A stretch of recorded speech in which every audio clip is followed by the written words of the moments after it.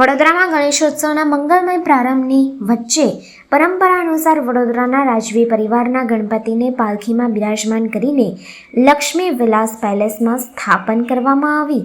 છેલ્લા 130 વર્ષથી વધુ વર્ષોથી કરતાં વધારે સમયથી વડોદરાના રાજવી પરિવાર દ્વારા ગણેશોત્સવ વખતે ગણપતિ બાપાની સ્થાપના કરવામાં આવે છે. પારંપરિક વાદ્યોના સુરો વચ્ચે રાજમહેલના ગણપતિની સવારી નીકળતી હતી, જેને પરંપરા પ્રમાણે સલામી પણ આપવામાં આવી હતી. ગણેશજી રાજમહેલ ખાતે આવી પહોંચ્યા હતા. રાજમહેલના દરબાર હોલમાં ખાસ પૂજા વિધિ પણ કરાવવામાં આવી હતી. પાલખીમાં વર્ષોથી શ્રીજીને બિરાજમાન કરવામાં આવતા હતા. તે જ શણગારેલી પાલખીમાં બિરાજમાન કરવામાં આવે છે અને સંગીતની સુરાવલીઓ વચ્ચે ગણેશજીની પ્રતિમા લાવવામાં આવે છે. ગાયકવાડી સમયમાં ગણેશજીને ઇન્દુમતી પેલેસમાં બિરાજમાન કરવામાં આવતા હતા. જો કે આ સમય બદલાતા શ્રીજીની પ્રતિમાને લક્ષ્મી વિલાસ પેલેસના દરબાર હોલમાં બિરાજમાન કરવામાં આવ્યા છે. એની પ્રતિમા આજે સામે દેખાય છે આપણા દરબારની અંદર, એ આજે સવારે ગણેશ ચતુર્થીના દિવસે દરબાર હોલ આપણે ગાજતે વાજતે આજે વડોદરા આવી ગયેલી છે.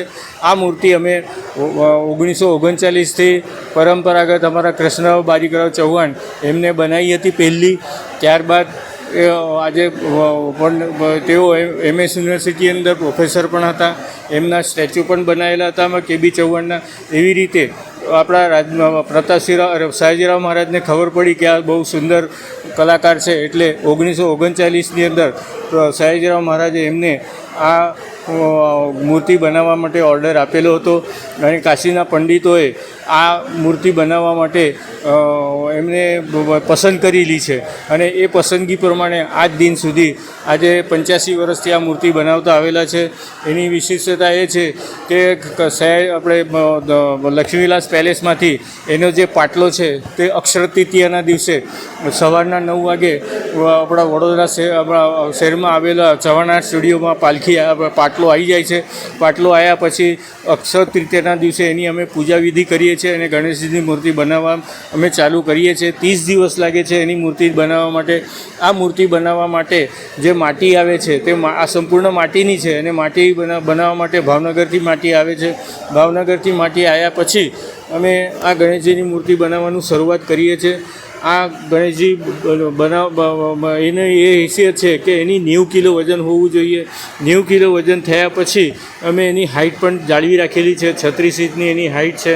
એવી રીતે આ ગણેશજીની મૂર્તિ એમાં પિતાશ્રી 1987થી બનાવતા આવેલા. ત્યારબાદ 87થી અમે ત્રીજી પેઢી છે. આ ત્રીજી પેઢી અમે આ લાલસિંહ, માનસિંહ, પ્રદીપ અને મંગેશભાઈ બનાવતા આવેલા છે. એવી રીતે આજ દિન સુધી અમે આ ગણેશજીની મૂર્તિ 85 સાલથી બનાવીએ છીએ અને સદર મૂર્તિ આજે અનંત ગણેશ ચતુર્થી છે. ચવાણા સ્ટુડિયોની અંદર 9:30 વાગે બરાબર પાલખી આવી ગઈ હતી.